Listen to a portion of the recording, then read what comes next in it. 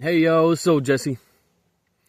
Um, this morning we're gonna talk about morals number 15. Okay, and it comes from Genesis chapter 12, where Abram built an altar unto the Lord, and the moral is build places of worship unto Yhvh. Ahih. Right? Build places of worship. Now think about that for a minute. Are we talking about like churches?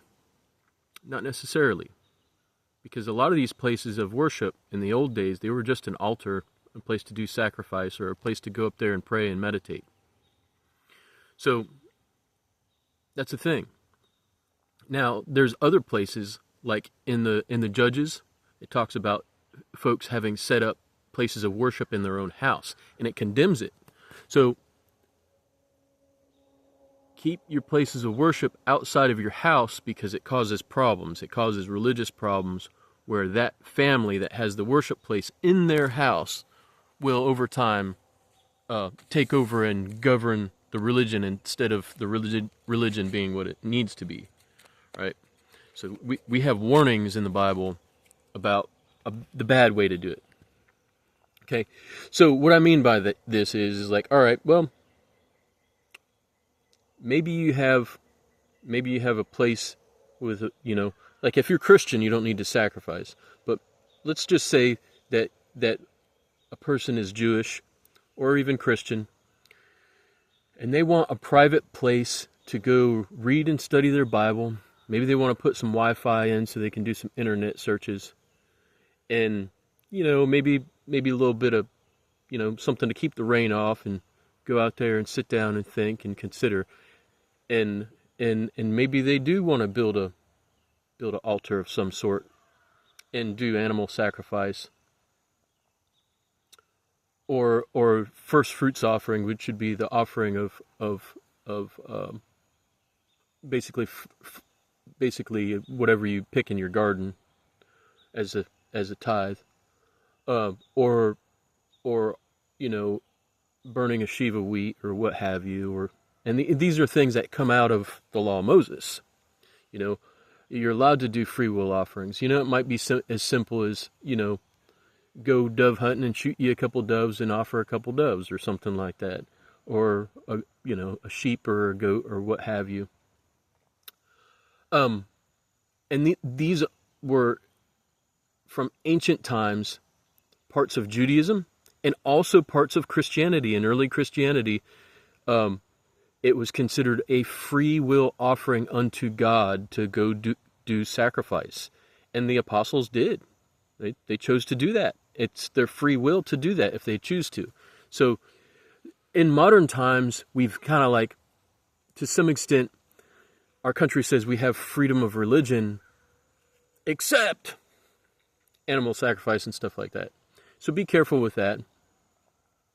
And remember, if you like the whole point of building a place to worship is for it to be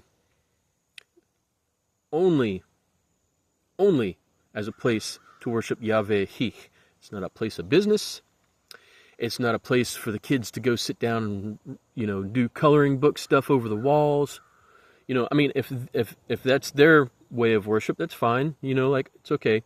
But most of the time, it's not for graffiti. It's not for someone of a different religion to worship at. Okay, that's a dedicated place of worship to Yhvh. That's it. It's not meant for like people to go out there and drink and party or anything like that. So consider that, and they don't have to be churches. It could be a gazebo out in the woods or whatever. It could be, just a nice place of contemplation where you go there, you camp for a little while, and, you invite some friends out, and you sit down and you talk about religion. Okay? These places of worship should be built by the worshipers and nobody else. That was the practice from the old days. You know, you look at, you know, all the altars that were built. It talks about the person that worshipped building that altar. When it talks about building the temple, it was the temple worshipers that built the temple. Okay?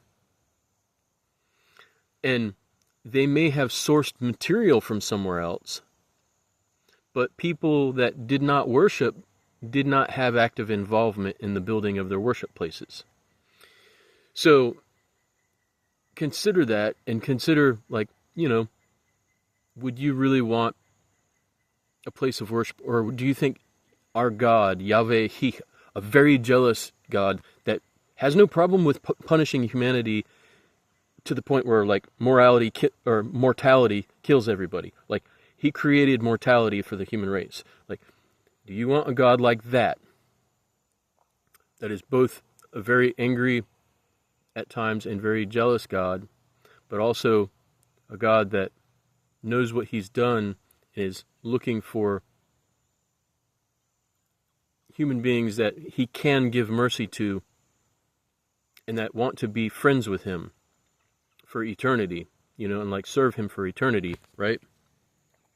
So do you want a God like that to be upset that you allowed somebody that wasn't a worshiper in to desecrate the place as it was being built? Really? Like, them just being there is a desecration. Like, so the command is build worship places. The worshipers build the worship places. Preferably, it's the worshipers that source the material too. You know, and like every last building block and nail and everything involved with it. And that's a part of biblical morals that I think today people are like, it's just a building.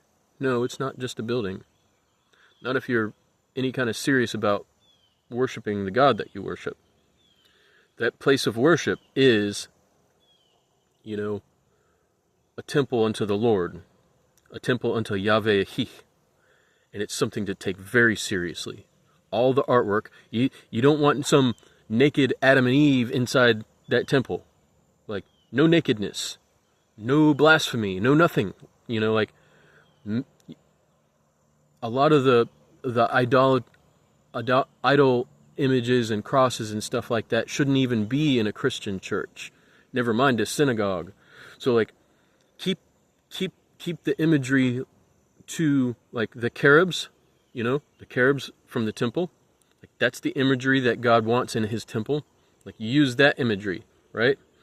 Use imagery of maps. That's fine. Like, everybody needs to know where Israel is, you know, and like use the actual words written in the Bible, whether it be a translation of English or Hebrew or Greek, you know, like. But the biggest thing is like, be careful of the material that you use. If you source it from somebody else, well, who knows what kind of desecration happened while it was being sourced, right? So the easiest way to get around that is to build out of concrete. You know, concrete slab, concrete walls, concrete roof. Pretty simple, pretty easy to put together. You're like, you know, just build out of materials that you know and that you and the members of your religious community sourced. And that sounds like, oh man, that's so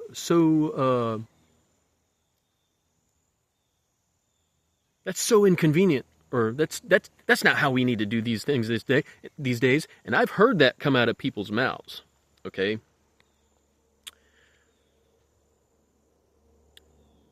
And I've seen the result of their work.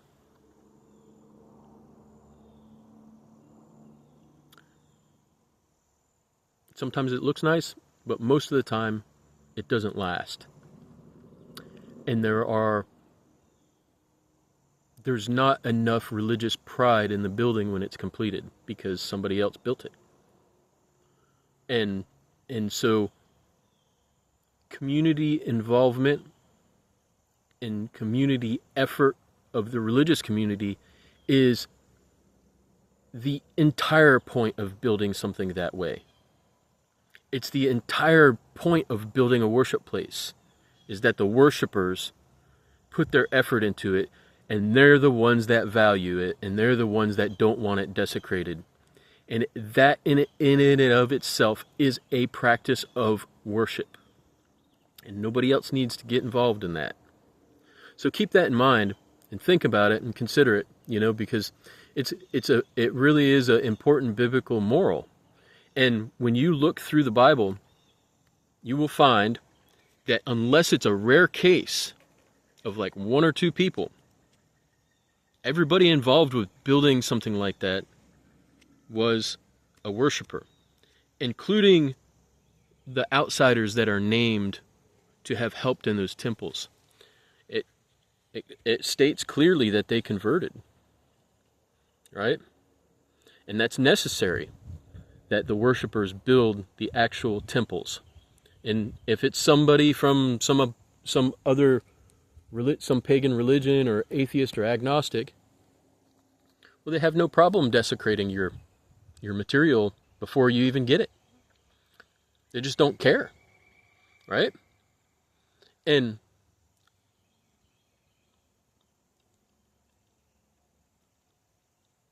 so that makes the whole temple to stink, to be less than a good